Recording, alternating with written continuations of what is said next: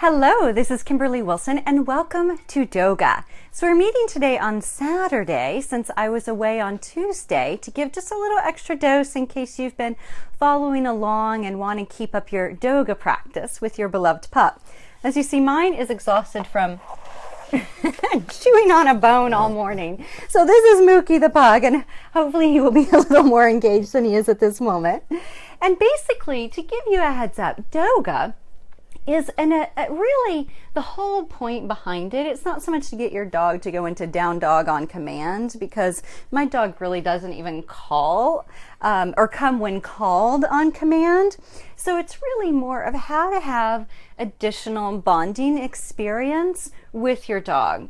So the great thing about participating in Doga with your beloved one is it helps to build trust. It deepens the bond beyond the daily walk and feeding, and really allows you also to kind of calm down and ground. And in today's busy world, I hope this is a helpful tool for you. So my name again, Kimberly Wilson, and I'll be with you every Tuesday at 10 a.m., me and Mookie, and hopefully a guest appearance by Bellstar, which is a newer adoptee from Homeward Bound Pug Rescue in Oklahoma. That she's hiding at the moment. She's still quite shy. So to begin, I always like to just pull out some lavender oil. Lavender oil, you can pick this up really at any sort of kind of health store. We get this at Whole Foods in the city. So the great thing about lavender, you don't kind of roll it all over the dog because some dogs' skin is quite sensitive. For people, you can typically put it on. And again, it's for relaxation, but I also like to bring it out as I start my Doga practice with my Mookie and let him smell it. And ideally, hopefully it helps him calm. That's what this collar is for too. It has some lavender and chamomile on it, along with some pheromones. So he's got anxiety issues, so we're always looking for additional ways to help him calm. So I'm going to begin by drawing him in. Hello, Mook Mook.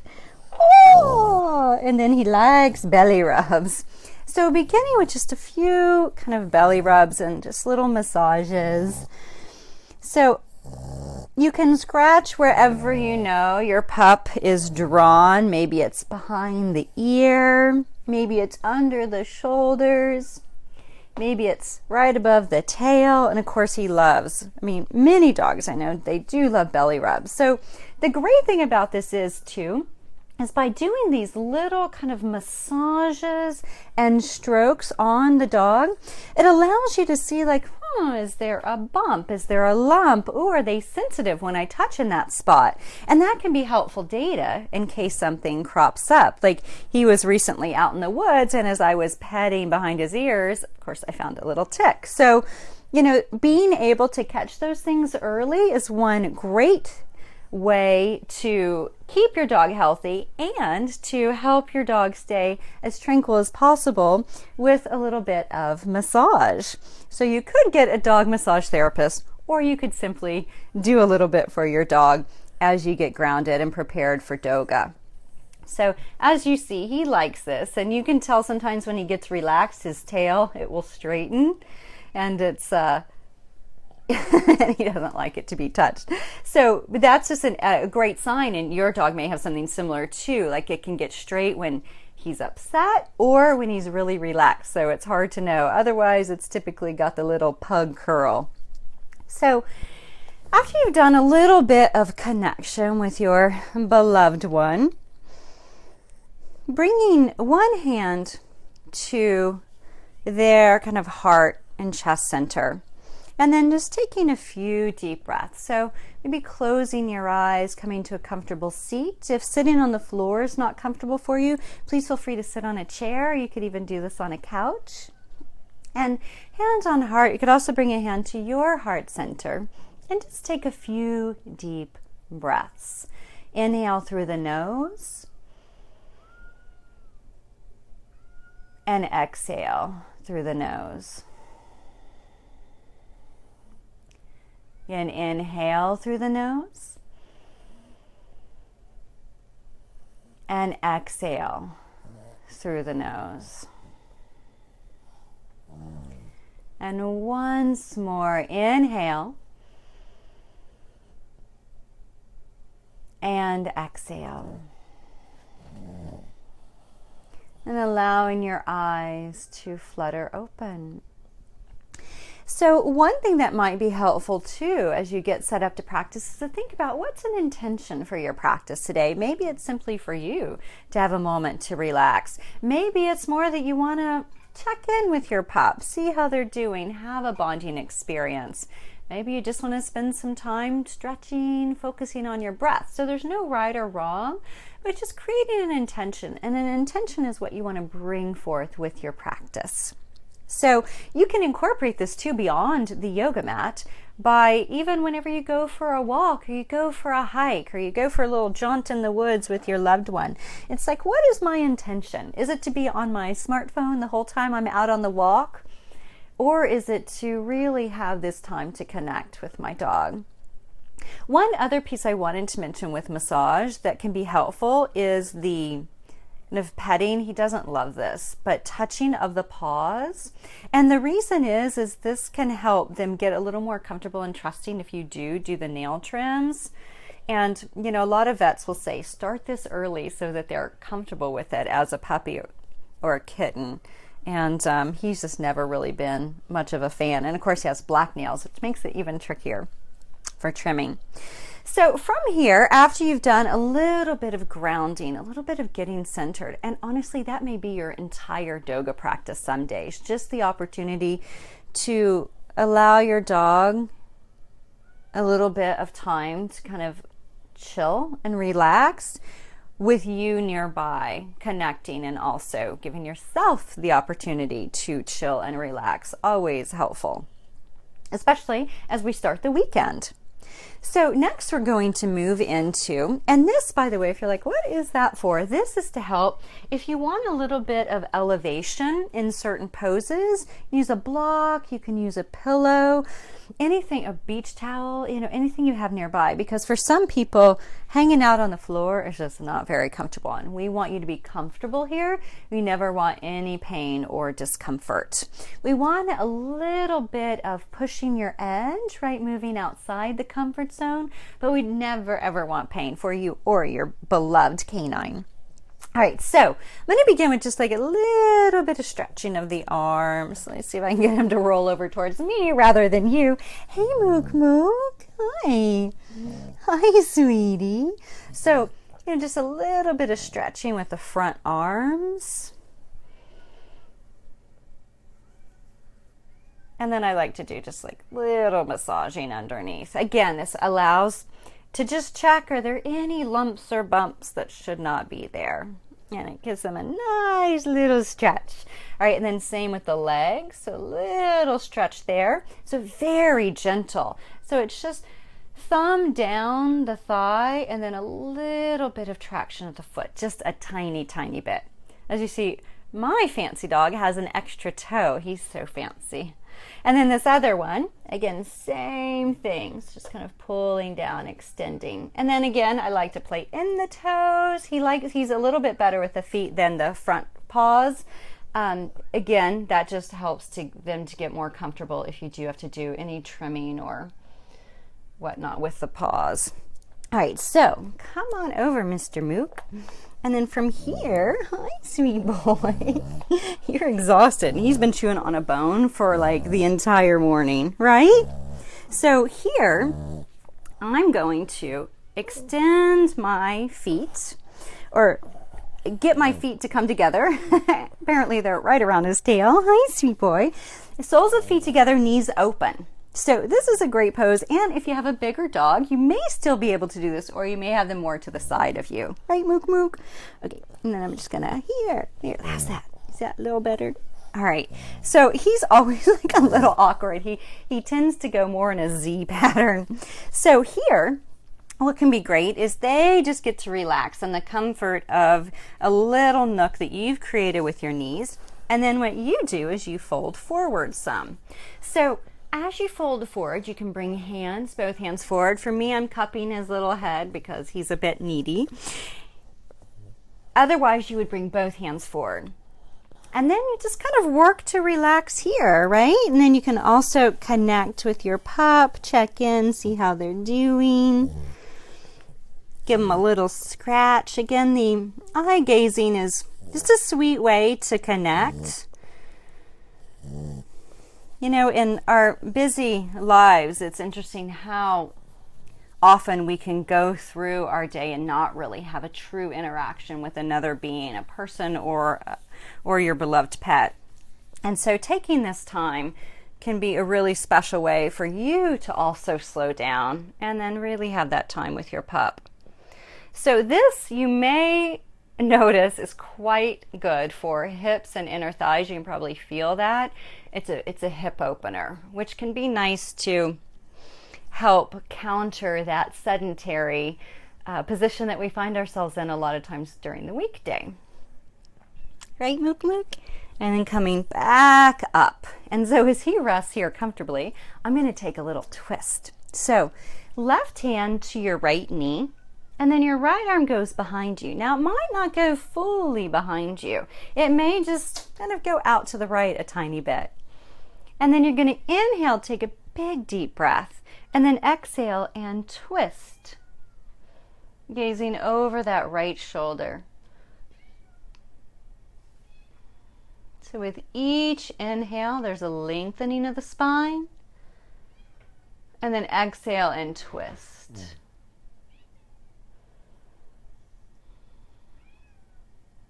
And then return to the center. Again, he's nice and chill, nice and relaxed. As you come back to the center, notice the difference in the two sides of the body. So you've just wrung out this side. So what is it like to come back to neutral? And then we're going to do the other side. So right hand to left knee, maybe giving a little scratch, and then left hand behind you. So inhale, tall spine, exhale and twist. Inhale, tall spine. Exhale, twist. Inhale, tall spine. Exhale and twist. And again, back to the center. And just take a few moments to check in with your body, noticing how does it feel after that movement, what you notice. Are you able to stay connected with your pup as you move? You'll notice that when you roll out a yoga mat, the pets are often drawn to it like a moth to a flame, so it's not usually very hard to get them on the yoga mat. And letting the eyes flutter open. He's always like so contorted. I'm like, how in the world can that be comfortable? And then from here, we're going to open feet into a wide V. So again here, since he's comfortable, I'm just going to keep him here, right? So opening the feet into a wide V. For some of you, this is going to be plenty. This is going to be exactly where you are. No forward folding. And to others, feet may be much closer. Totally fine. So you're going to come to an upright pose and then flex your feet. Pull those toes in towards your body. And see if you can get that spine nice and tall. And then walk those hands forward. So hands can come forward just a smidgen. Some of you may do just fingertips, just a slight move. Others may come down onto forearms. So breathing here. And again, you can keep that connection with the pup, who he is clearly exhausted from the bone chewing and in a perfect Doga state. So breathing here. So same thing as with the twist. There's an inhale and a lengthen, and then an exhale and a fold. So it's very, very gentle. Inhale, lengthen. Exhale, fold. Inhale, lengthen. And exhale, fold. Couple more. Inhale, lengthen. Exhale, fold. Inhale, lengthen. And exhale, fold. Nice. Let's walk hands back toward the body. And see if we can get Mookie to actually wake up. Come here, Mook Mook. So I'm going to pick him up for one more. Hello, honey. He's like a really heavy little guy. Okay, so what we're going to do here, hi, Pumpkin, So what we're going to do here is I'm just going to rest his bum on my knees, right? And then I like to do just a little bit of rocking motion to help kind of relax him. Hi, sweetie. Hello. Hello. Yes. And so he's like, please put me down. Or he's like, I love this. I'm so relaxed. Right, Mookie? So here, this is boat pose. So this is a variation of boat, but I like it because it's nice and supportive for him, but it also is still great for the core. So you can lean back a little bit. You can lift a leg. You can lift both legs. And then your pup, unless he's huge or she, you might just have them to the side. But if you have a nice, small, somewhat compact little being, then this can be a nice one to do. Right, Mook Mook? And sometimes he'll look me in the eye. Apparently right now he'd rather look at you. And this again, really nice one for, you can probably feel this in the lower back, and you want to see if you can lift it out of the lower back and bring it more into the core area. So we want to be engaging the core.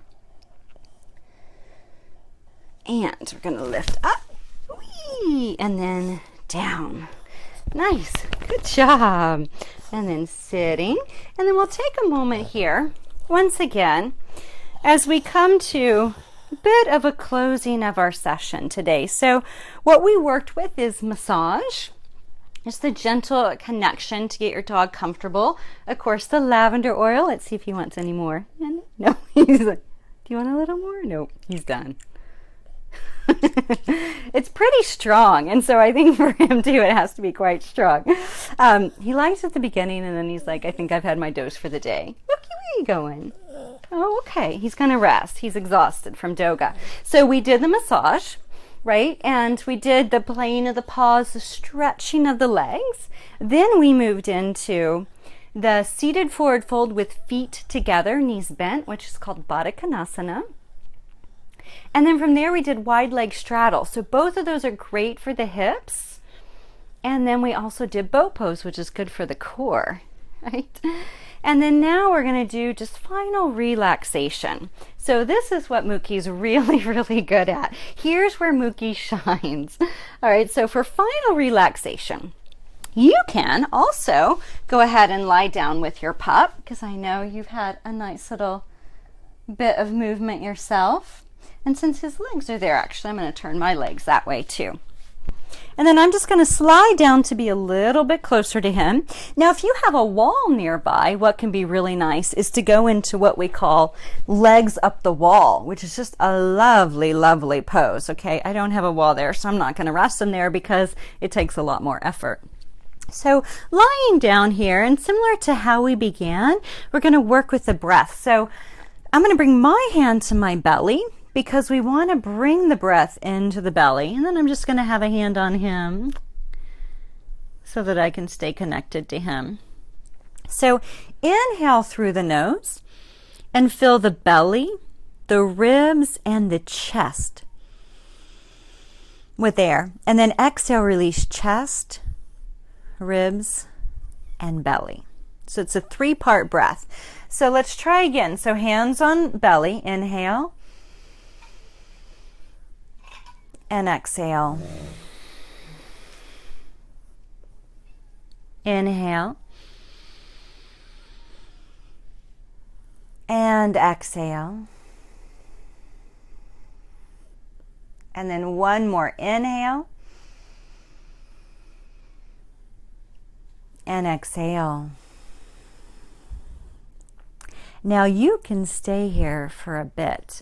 Particularly if your pup is quite relaxed, you can repeat some of those poses that we did, or even some of the poses from the first 2 sessions. There'll be more on Tuesday.